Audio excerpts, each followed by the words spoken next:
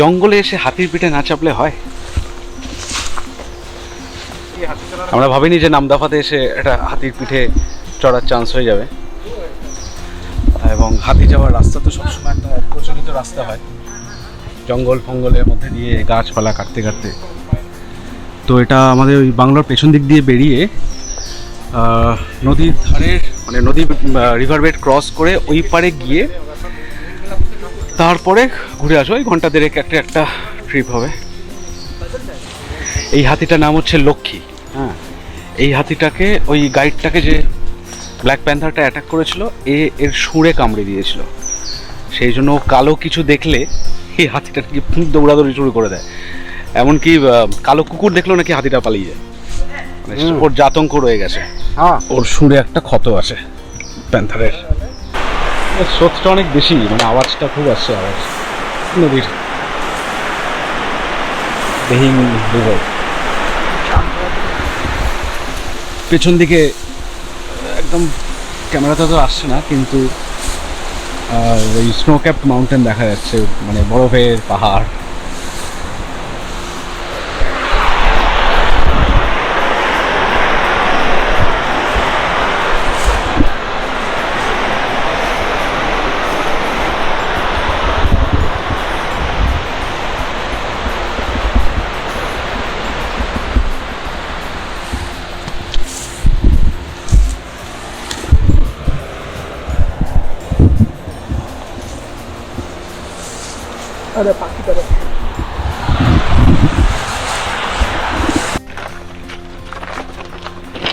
নামদাফার ডিহিং নদীতে elephant ride কেমন লাগছে?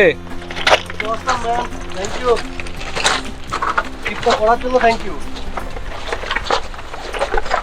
সর্দার তুমি আর সে না তো আমার মিস হবে না তো।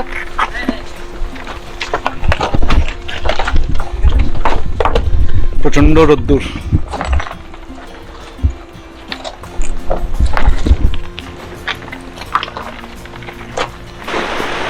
ডিহিং রিভার ক্রসিং হয়ে মায়ানমার থেকে নদীতে আসছে, ব্রহ্মপুত্র এসে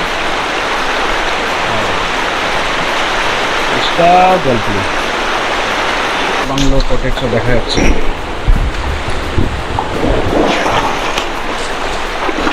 পরিষ্কার জল একদম।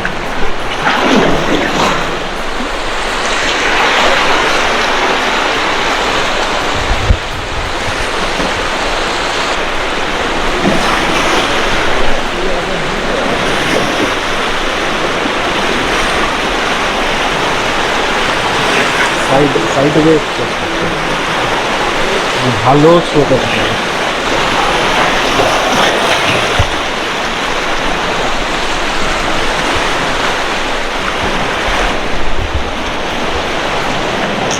কি চাই আর, নামদাফা ফরেস্ট, হাতির পিঠে চেপে নদী ক্রস, সুন্দর থাকার জায়গা। আহা,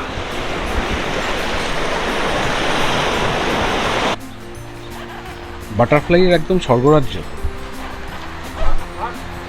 প্রায় 450 স্পিসিস বাটারফ্লাই দেখা যায়।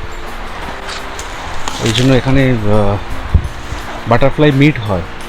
ইন্ডিয়া থেকে যারা এই বিষয়ে পড়াশোনা করে তারা সব আসে বাটারফ্লাই মিটে। ব্যাকড্রপে আকাশের কালারটা দারুণ। ওই দিক দিয়ে আমরা এসছি। This is butterfly land.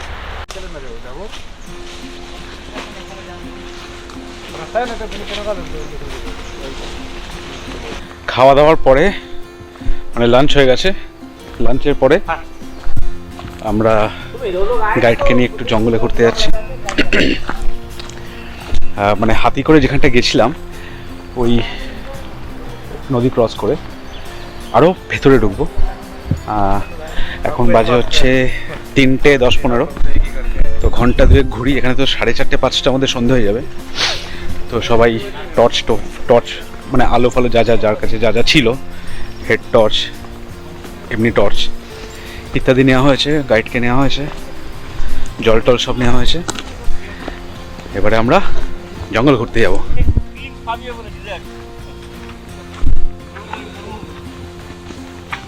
হাতিবাবুর টাটকা পড়ে ওই দিকে নদীটা রয়েছে।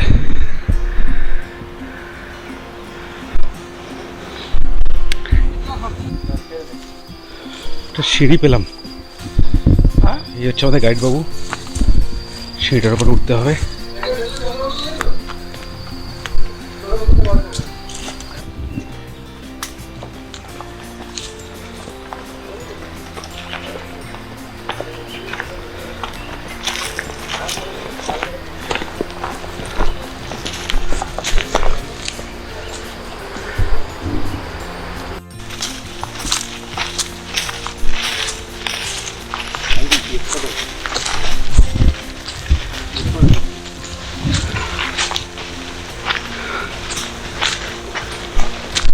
সবাই হাঁপিয়ে গেছে।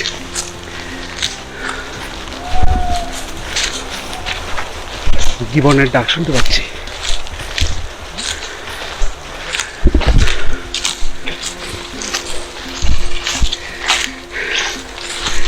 মজাই আলাদা জঙ্গলে আসে।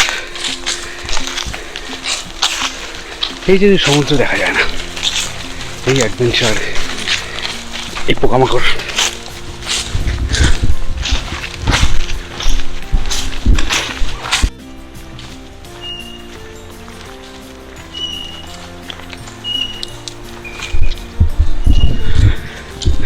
গাইড বলেছে যে স্লথ বিয়ার দেখতে পাওয়ার সম্ভাবনা আছে, তো দেখি। এখন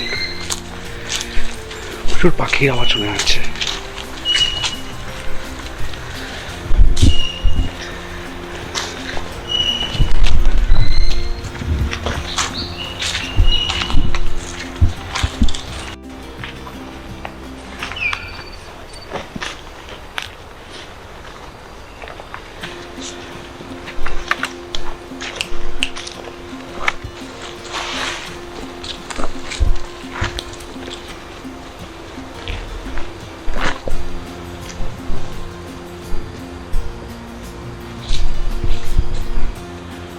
এটা পড়ছি গো।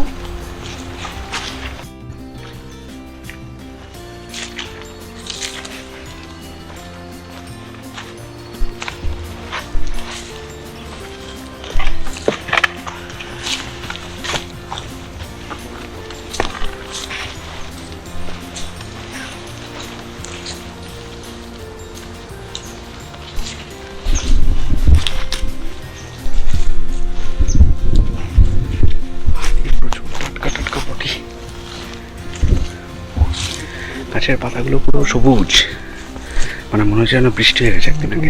গাছটা, কলা গাছটা